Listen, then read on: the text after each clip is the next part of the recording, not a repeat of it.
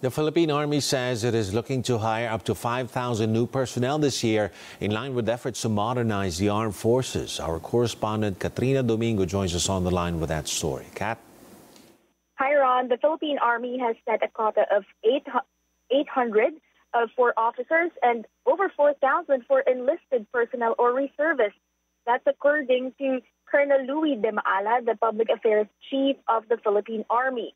De Maala did not give the step-by-step guidelines on how interested applicants could actually submit their biodata or their application for that job, but he underscored that the job does pay well and that the country needs more servicemen. He says that basically Filipinos would have to be 18 years old and above, may have to be physically fit if they are applying to become soldiers of the country. But he also underscored that those who may not be quite physically fit may still get in, provided that the Philippine Army now needs personnel in its cybersecurity division.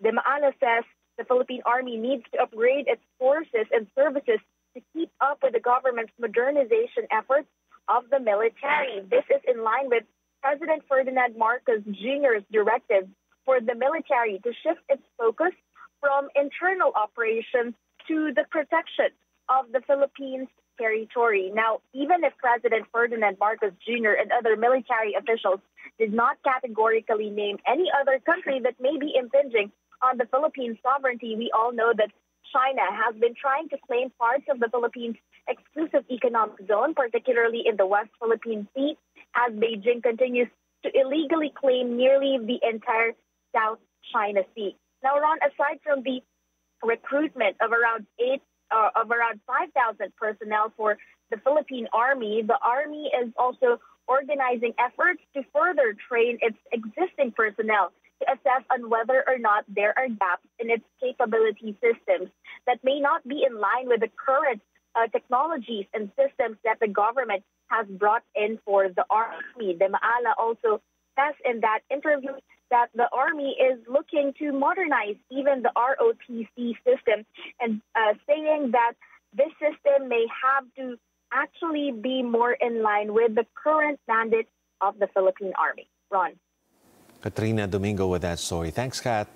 Philippine Senator Robin Padilla apologizes over his wife's controversial drip session in his Senate office. Padilla sent letters on Monday to the Senate Sergeant-at-Arms as well as the Senate Medical and Dental Bureau Director. Padilla stressed he never meant to disregard the Senate's security rules or disrespect the institution. Mariel Rodriguez Padilla earned the ire of senators and the public alike after she posted about the drip session last week. She has since apologized and clarified it was a vitamin C drip session and not a glutathione infusion. Philippine senators give mixed reactions on a House bill to raise workers' wages higher than they proposed.